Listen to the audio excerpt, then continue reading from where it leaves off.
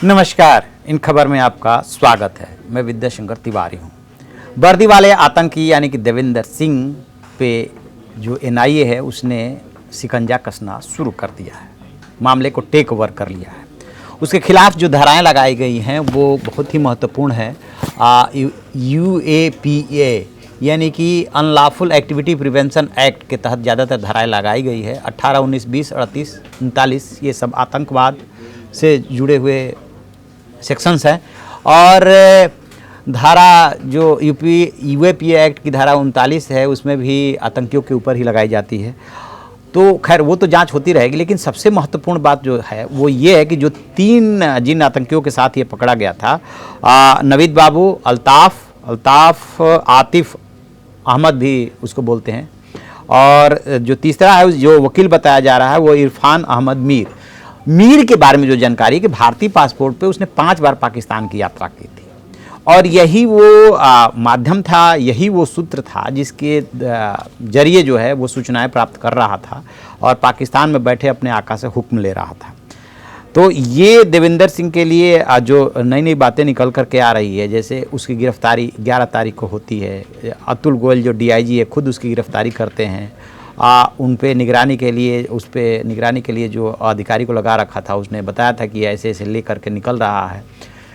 फिर उसके बाद जब पकड़ा गया तो उन तीनों आतंकियों का परिचय उसने अपने बॉडीगार्ड के रूप में कराया। जब अतुल गोयल ने उसको चांटा मारा तब जा करके उसने माना कि हाँ ये इस तरीके के लोग हैं। वो तो अभी तक नहीं मान रहा, बल्कि ये कह दिया कि आपने बहुत बड़ा मेरा गेम प्लान ख़राब कर दिया।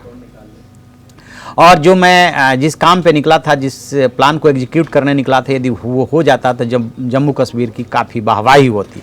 वाहवाही क्या होती, वो तो उनको किसी तरीके से जम्मू पहुंचाने और उसके बाद फिर जो है बाहर निकालने के लिए ले जा रहा था, क्योंकि योजना के मुताबिक वो चला था वहाँ पे। ये बात अलग है कि पिछले कई सालों से जो है पुलिस को चकमा दे रहा है, जांच एजेंसियों को चकमा दे रहा है। देविंदर हत्थे चढ़ गया क्योंकि वो शुरू से उस पर शक तो था। ये बात अलग है कि पकड़ में देर से आया।